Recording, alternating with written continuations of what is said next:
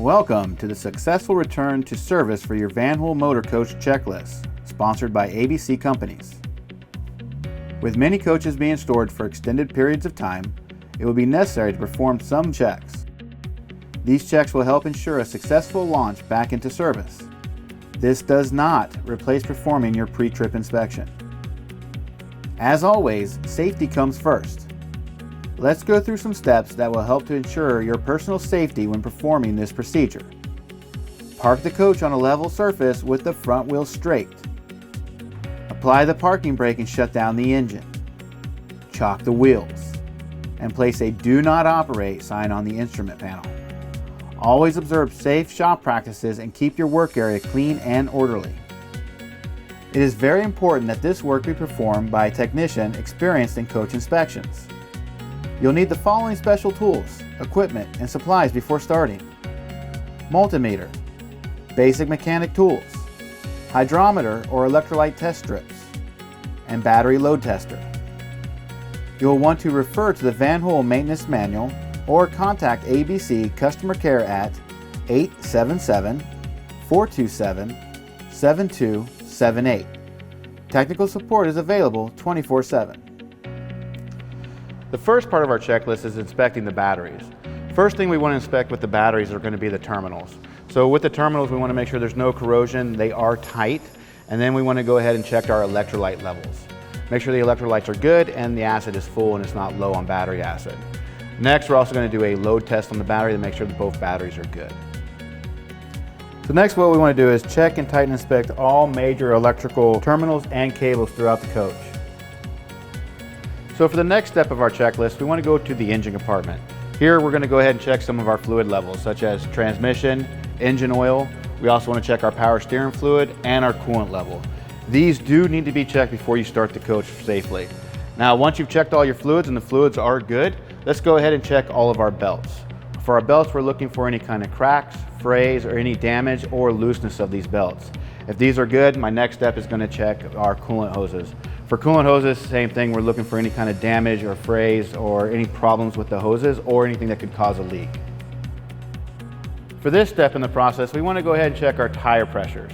So depending on the model of the coach, on this one we have 8 tires that are on the ground, so we want to check the pressure on each one of those, and we also want to check the tire pressure on our spare. Next, we're going to grease and lubricate all undercarriage points, including the driveline and the steering components, as shown in the illustration.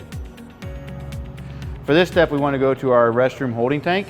We want to go ahead and clean and service it. For this step, we have the coach running. We want to make sure the coach has been running for 15 minutes so our AC system can stabilize. Once the system is stabilized, we're going to go ahead and check our AC refrigerant levels and our oil level on the compressor. Once those are good, we're going to go ahead and check our fans to make sure our fans are operating correctly. So next, we want to go ahead and inspect our auxiliary heater and go ahead and service it. For our next step, we're going to get underneath the coach, drain all of our air tanks to get all the moisture out of the system. Once we've done that, we're going to come back here and we're going to change out our air dryer filter. It's a little hard to see in the video, but it's back here in the corner. Let's go ahead and inspect our DEF lines, our DEF quality, and replace the DEF filter. So next we want to go ahead and change out our fuel filters, our oil filters, and change the oil out on the coach. Next, let's go ahead and inspect our wipers. We're going to inspect the arms, we will make sure they work correctly, and inspect the blades. If the blades are bad, let's go ahead and replace them. So now we want to go ahead and inspect our brake treadle valve and go ahead and lubricate it, and then we can perform our brake test. Next, we're going to go ahead and check our interior and exterior lights. First, let's turn on the switches for our interior lights. And then we can look in the back and see that all of our lights are working correctly. Next, we're going to do our outside lights, our exterior lights, by turning on the switches. Then we can inspect and make sure all the lights outside are working. Now let's go ahead and look at our suspension and make sure it works on the coach. So depending on if your coach is equipped, you have kneel, raise and lower, and the tag axle release. We don't want to do all 3 at the same time, we want to do each one individually. So let's start with kneeling the coach first. And once we notice that that operation does work correctly, then we can move on to raising the coach or using the tag axle release. Now let's make sure our blinds work by pushing the buttons to have them come down. And once they come down, let's reverse them and make sure they go back up. Now let's go through our steering wheel adjustments to make sure it tilts and telescopes.